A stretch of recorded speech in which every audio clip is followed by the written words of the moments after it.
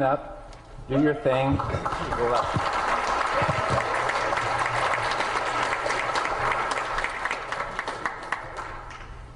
Have you ever wondered why Canada is in debt? Have you ever wondered why the government forces Canadians to pay so many taxes?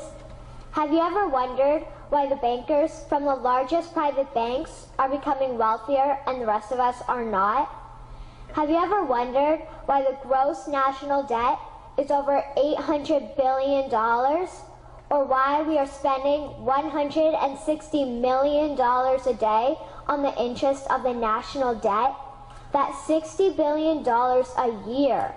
Have you ever wondered who receives the $60 billion? What I have discovered is the banks and the government have colluded to financially enslave the people of Canada. I will share with you 3 important points of reference, which will hopefully spark enough interest and concern for you to continue the research on your own and to engage your government to stop this criminal act against the people of Canada. First, we will briefly examine the Bank of Canada. Second, we will see how our banking system works today. And lastly, I will offer a viable solution that we can petition our government to implement.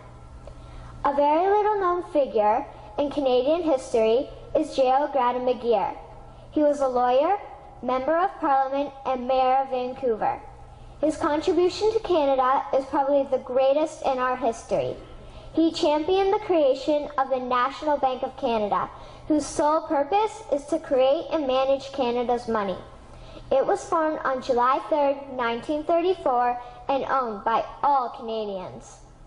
Until the 1970s, because of the Bank of Canada, Canada's national debt was held at a constant, manageable level, until the government decided to implement what we now have as our modern-day banking system that is robbing the Canadian people. So how are they robbing us? Allow me to explain how our private banks and government work today. First, the Canadian government borrows money from the private banks. They then lend the debt-based money to Canada with compounded interest. The government then continues to increase taxation of Canadians year after year in order to pay back the interest on the exponentially growing national debt. What results is inflation, less real money for Canadians to spend into our economy, and the real money being used to pad the pockets of the banks. Also, the government gave the banks the ability to loan out money that doesn't exist in the form of loans. When a bank gives you a mortgage, which literally means a death pledge, or a loan, they don't actually give you money. They click a key on a computer and generate the fake money out of thin air. They don't actually have it in their bank vaults.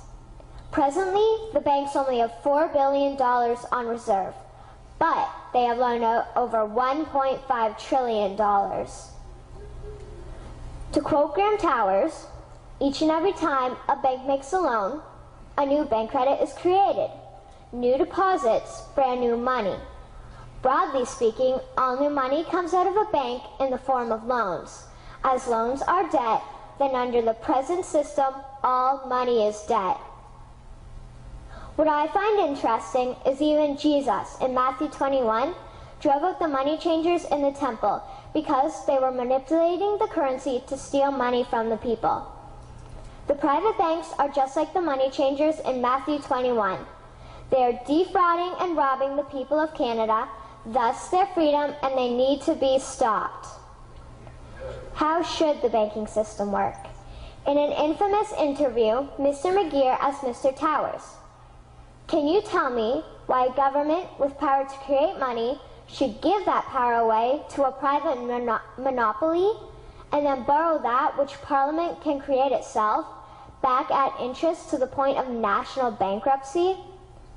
Mr. Towers replied, "If Parliament wants to change the form of operating the banking system, then certainly that is within the powers of Parliament. In other words, if the Canadian government needs money, they can borrow it directly from the Bank of Canada. The people would then pay fair taxes to repay the Bank of Canada. This tax money would in turn get injected back into our economic infrastructure and the debt would be wiped out. Canadians would again prosper with real money as the foundation of our economic structure and not debt money. Regarding the debt money owed to the private banks, such as the Royal Bank, we would simply have the Bank of Canada print the money owing, hand it over to the private banks, and then clear the debt with the Bank of Canada. And yes, we have the power and lawful right to do so. In conclusion, it has become painfully obvious, even for me, a 12-year-old Canadian, that we are being defrauded and robbed by the banking system and a complicit government. What will we do to stop this crime? What will we do to ensure that the next generation will live free and clear of the debt-based economy that enslaves them to the banks? Margaret Mead said the following, and I hope that all of you remember this. Never doubt that a small group of people can change the world. Indeed, it is the only thing that ever has. Thank you.